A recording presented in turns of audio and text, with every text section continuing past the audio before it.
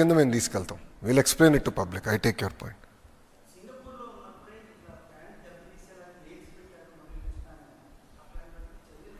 100% చాలా కఠినమైన యాక్షన్ ఉంటుంది. అది మేము సీరియస్గా తీసుకుందని నిర్ణయించుకుని గౌరవ ముఖ్యమంత్రి గారు అక్కడి నుంచే డైరెక్షన్స్ ఇచ్చారు. ఎవరైతే ఆంధ్ర రాష్ట్ర బ్రాండ్ని దెబ్బతీసడానికి ప్రయత్నిస్తున్నారో వాళ్ళు ఎవరిని మేము వదిలిపెట్టాం, చాలా కఠినంగా తీసుకుంటాం. ఎందుకంటే ఒక్కసారి బ్రాండ్ పోతే ఎవరు రారండి. ఇప్పుడు ఆంధ్ర రాష్ట్రం అంటే అనుభవం ఉన్న వాళ్ళు కానివ్వండి, గౌరవ ముఖ్యమంత్రి గారు తెలిసిన వాళ్ళు, వాళ్ళంటే నమ్మరు. కానీ కొత్త కంపెనీ, ఒక స్టార్టప్ కంపెనీ, ఇప్పుడు ఈరోజు ఏమైంది, స్టార్టప్ కంపెనీస్ 1 బిలియన్ నుంచి 100 బిలియన్ వాల్యుయేషన్కి వెళ్ళిపోతున్నాయి. అలాంటి కంపెనీస్ పట్టుకురాలని వాళ్ళకి డౌట్ వస్తుంది కదా, ఏంటిది ఇతర రాష్ట్రాలకి వెళ్ళాలనుకున్నప్పుడు ఈ ప్రాబ్లం లేదు, ఎందుకు ఆంధ్ర రాష్ట్రంలోనే ఏదైనా ఒక డౌట్ వస్తుంది కదమ్మా. అందుకే వీళ్ళపైన కఠినంగా వ్యవహరిస్తాం, దాంట్లో ఎలాంటి డౌట్ లేదు. We will not let them go. రిపీటెడ్గా జరుగుతున్నాయి. అందుకే ప్రజలు కూడా అప్రమత్తంగా ఉండాలండి. అందుకే ప్రజలు కూడా అప్రమత్తంగా ఉండాలి. గతంలో ఆర్బీఐ, సెబీ వీళ్ళందరూ పంపించారు. ఇప్పుడు ఏకంగా సింగపూర్ ప్రభుత్వానికి మొత్తం ఆల్ మినిస్టర్స్, ఆల్ సెక్రటరీస్ పంపించారు. మళ్ళీ నిన్న కోర్టులో కేసేశారు. మొన్నే కదండి, నిన్న ఈమెయిల్ అయింది. నేను రాత్రే కదా గౌరవ ముఖ్యమంత్రి గారు తిరిగి వచ్చారు, మేము పొద్దునే దిగా స్వామి. స్పీడ్ ఆఫ్ యాక్షన్ కూడా ఉండాలంటారు, అంతేనా? Not speed of doing business, speed of action. Agreed. Singapore ప్రభుత్వం తెలుసు చంద్రబాబు నాయుడు గారి గురించి, అందుకే పక్కన పడేసింది ఈమె. ఇప్పుడు చంద్రబాబు నాయుడు గారికి సింగపూర్కి ఉన్న అనుబంధం 1995లో మొదలైందండి. నా ప్రెస్ మీట్ స్టార్టింగ్ రిమార్క్స్లో కూడా చెప్పా. అధికారంలో ఉన్నా అధికారంలో లేకపోయినా బాబు గారు అంటే చాలా గౌరవం. వాళ్ళకి ఫెలోషిప్స్ ఉంటాయండి. There are 2 fellowships. Lee Kuan Yew fellowship అంటారు, ఎస్ఆర్ నాథన్ ఫెలోషిప్ అంటారు. ఈ ఫెలోషిప్ అంటే ఒక సంవత్సరానికి ఒకరిని లీ క్వాన్ యూ ఫెలోగా సింగపూర్ తీసుకెళ్ళి ఆల్ ఎక్స్పెన్సెస్ పెయిడ్, అక్కడున్న పారిశ్రామికవేత్తలతో, అదేవిధంగా పొలిటికల్ టీంతో, గవర్నమెంట్ టీంతో డిస్కషన్ పెడతారు, ఎక్స్చేంజ్ ఆఫ్ ఐడియాస్ పెడతారు. గౌరవ ముఖ్యమంత్రి గారు ప్రతిపక్షంలో లీ క్వాన్ యూ ఫెలోగా వెళ్ళారు. నన్ను 2018లో ఎస్ఆర్ నాథన్ ఫెలోగా నన్ను పిలిచారు. నేను వెళ్ళా. ఆల్మోస్ట్ 6-7 డేస్ నేను కూడా ఉన్నా అప్పుడు సింగపూర్లో. సో వాళ్ళంతా గౌరవిస్తారు ముఖ్యమంత్రి గారు.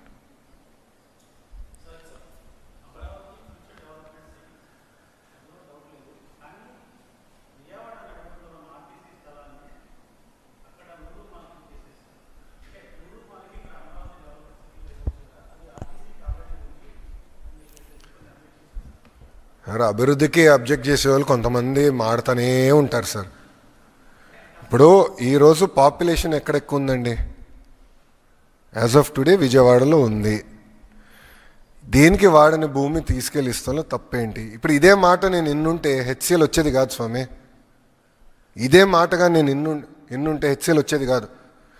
ఎందుకంటే అక్కడ కొంత భూమి ఆర్టీసీ భూమి ఉంటే నేను ఆర్టీసీకి వేరేది ఇక్కడ భూమి ఇచ్చి హెచ్సిఎల్ ఓపెనింగ్కి ఇది కావాలి అని చెప్పి నేను తీసుకునే భూమి ఆ రోజు. ఈరోజు ఎంతమంది పనిచేస్తున్నారు అక్కడ? 4500 మంది ఒక హెచ్సిఎల్లో పనిచేస్తున్నారు. Bus government has to take bold decisions. అభివృద్ధికి సంబంధించిన బోల్డ్ డెసిషన్స్ మేము తీసుకుంటాం. 1995లో బాబు గారు అంత బోల్డ్ డెసిషన్స్ తీసుకున్నారు అనుకునే హైదరాబాద్ ఈరోజు ఈ స్థాయికి వచ్చిందండి. అరే చాలామంది ఎగతాలు చేయలేదా అన్నాడు.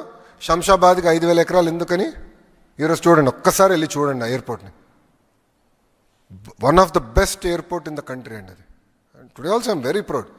బెంగళూరుతో పోల్చిన, చెన్నై వదిలేసేయండి, దారుణంగా ఉంటుంది.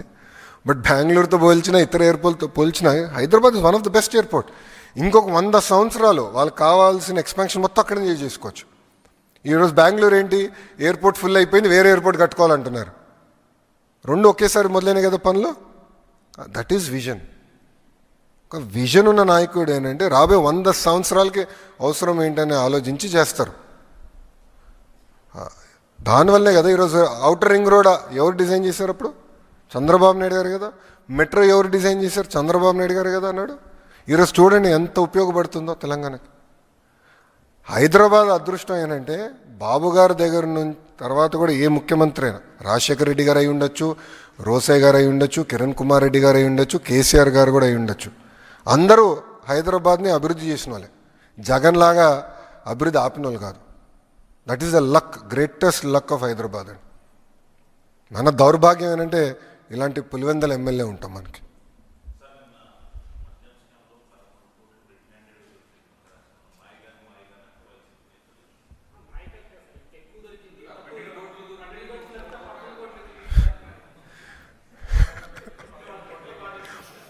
సరే, ఏ పెట్టిలు ఎంత పడుతుందో మాకేం తెలుసు స్వామి, అది మీరు జగన్మోహన్ రెడ్డి గారిని అడగండి, నీట్గా లెక్కలు ఇస్తారు.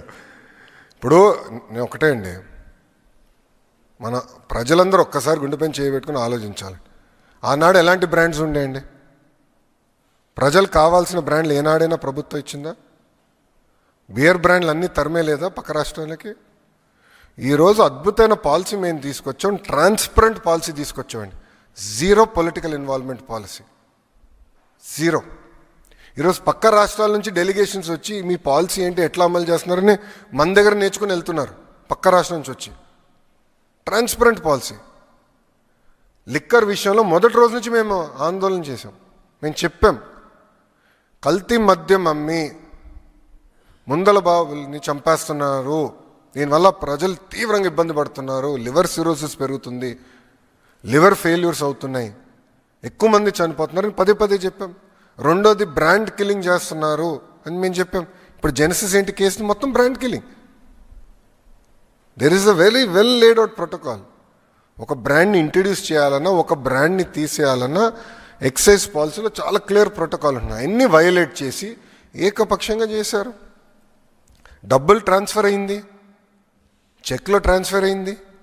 విచిత్రం ఏంటంటే ఒక లిక్కర్ కంపెనీ 400 కోట్ల బంగారం ఇప్పుడు ఉంటుందండి. అది రా మెటీరియలా మద్యానికి బంగారం? 400 కోట్లు అంటే మాకున్న ఇప్పటివరకు బయటకు వచ్చింది. ఇంకెంతుందో, ఇంకా 5 సంవత్సరాల రికార్డులు కదా, టైం పడుతుంది. 400 కోట్ల రూపాయలు విలువైన బంగారం ఒక లిక్కర్ కంపెనీ కొనింది అంటే ఎవరికి వెళ్ళిందా బంగారం? Simple question. దాని ముందర వాళ్ళు ఎప్పుడు కొనలేదు, దాని తర్వాత ఎప్పుడు కొనలేదు. అంటే 5 సంవత్సరాల ముందర వాళ్ళు ఎప్పుడు బంగారం కొనలేదు, ఈ 5 సంవత్సరాల తర్వాత ఏనాడు బంగారం కొనలే. మళ్ళీ అప్పుడే ఎందుకు కొన్నారు? అది కూడా 400 కోట్ల రూపాయలు విలువైన బంగారం, ఇంతంత కాదు.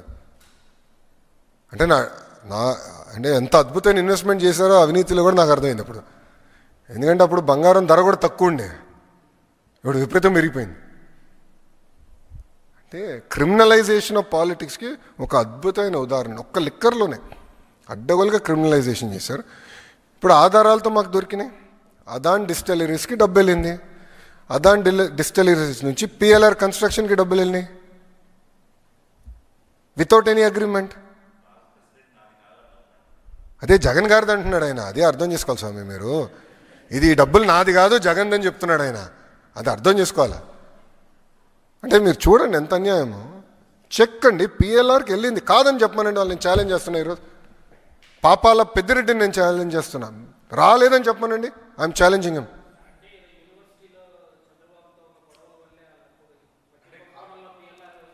సార్ డబ్బులు వెళ్ళినాయా లేదా? అవినీతి సొమ్ము. సార్ పిఎల్ఆర్ అనేది ఒక కరప్ట్ కంపెనీ నంబర్ 1. వాళ్ళ బిజినెస్ ఏంటి? కన్స్ట్రక్షన్. లిక్కర్ కంపెనీ నుంచి డబ్బులు ఎందుకు వెళ్ళినాయి నాకు చెప్పండి sir, please tell me. Liquor company నుంచి పిఎల్ఆర్కి డబ్బులు ఎందుకు వెళ్ళినాయి? Straight question. వాళ్ళేం కోర్ బిజినెస్ కాదు కదా అది. ఆ డబ్బులు ఎందుకు వెళ్ళినాయి చెప్పమనండి. పాపాల పెద్దిరెడ్డిని నేను ఛాలెంజ్ చేస్తున్నా. నిజంగానే అంత కక్ష ఉంటే 2014-19 మధ్యలో వీళ్ళు బయట తిరిగే పరిస్థితి ఉండేదా స్వామి? తప్పు చేశారు, యాక్షన్ తీసుకున్నాం, దేర్ ఇస్ ద మ్యాటర్.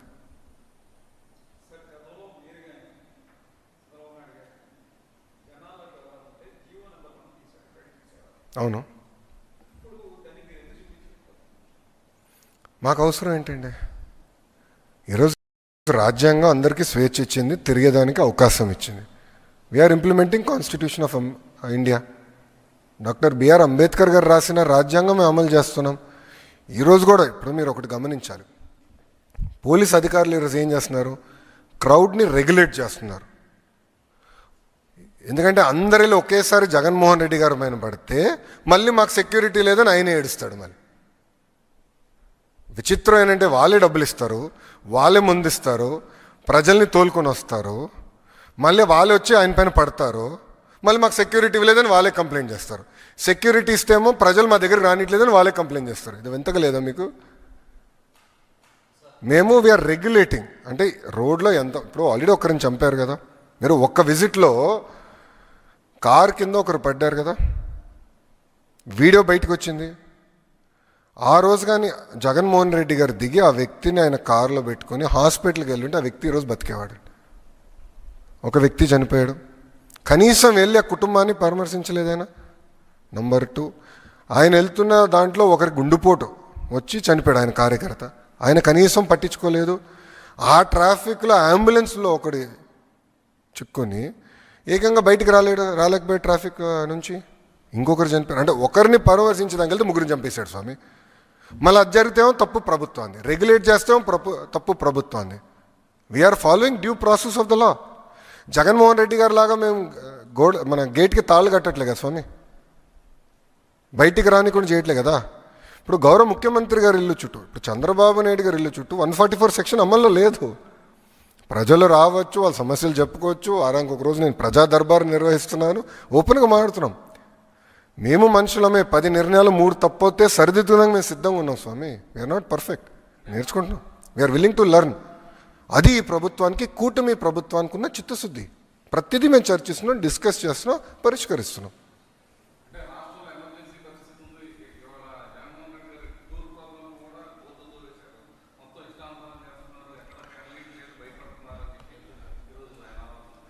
భయ్యా, కన్స్ట్రక్షన్ ప్రాజెక్ట్లో వాళ్ళేదో మట్టి తీస్తే అది ప్రభుత్వానికి సంబంధం ఎట్లవుతుందండి? మీరు విజువల్ చూసారు, అది అక్కడ కన్స్ట్రక్షన్ జరుగుతుంది, వాళ్ళు వేరే దానికోసం మట్టి తీశారు. వాళ్ళకి ఏదో పైప్ లైన్ వేయాలని వాళ్ళు మట్టి తీస్తే అది తీసుకొచ్చి మా పైన రుద్దుతారు. నంబర్ 1. నంబర్ 2, ఎమర్జెన్సీ లాంటి వాతావరణం ఉంటే జగన్మోహన్ రెడ్డి గారి ఇంటి నుంచి బయట అడుగుపెట్టేదానికి ఉంటుందండి అవకాశం. చంద్రబాబు నాయుడు గారు ప్రతిపక్షంలో ఉంటే ఇదే గేట్కి తాళుగట్టారండి, తాడుగట్టారు. రానిలే మమ్మల్ని బయటికి. ఈరోజు జగన్మోహన్ రెడ్డి గారు హాయిగా తిరుగుతున్నాడు కదా, ప్రతిపక్షంలో ఉన్న ముఖ్యమంత్రి స్థాయిలో హెలికాప్టర్స్ గిర్రని తిరుగుతున్నాడు కదా బా. అమరావతి నుంచి నెల్లూరుకి హెలికాప్టర్లో వెళ్ళాడు, చౌంటబట్ల దిగాడు, హాయిగా ఏసీ బండి ఎక్కాడు, వెళ్ళాడు, వచ్చాడు. మళ్ళీ అక్కడి నుంచి హెలికాప్టర్లో జంప్ బెంగళూరు, ఫినిష్. హెలికాప్టర్లు తిరుగుతున్నాడు. పర్మిషన్లు ఇస్తున్నామే, మేము భద్రత కల్పిస్తున్నామే. మళ్ళీ పోలీసులు పెడితేమో ఎక్కువ మంది పోలీసులు పెట్టాడని మళ్ళీ ఆయన అంటాడు, పెట్టబోతేమో ఎవడు పెట్టలేదు అంటాడు. విచిత్రం ఏంటంటే, ఒక మాట చెప్తానండి. మొన్న ఒక హెలికాప్టర్లో వచ్చాడు ఆయన, దిగి వాళ్ళ మనుషులే ప్రజల్ని ఇట్టి రమ్మని వీడియోలు చూపిస్తున్నారు. వాళ్ళు వచ్చి హెలికాప్టర్ని ధ్వంసం చేశారు, అద్దం పగలగొట్టారు తెలుసా వైకాపా కార్యకర్తలు. పాపం హెలికాప్టర్ లీజింగ్ కంపెనీ వాడు అని గొడవ, 16 లక్షలు నాకు బొక్కరా పోయి అద్దం పగలగొట్టాడు ఈడని. ఎంత అన్యాయం అండి. అంటే పిలుస్తున్నారు, వాళ్ళు పైలట్ చెప్పాడండి ఇన్వెస్టిగేషన్లో, ఇట్లా పిలుస్తున్నారండి, రాండి రాండి రాండి అని.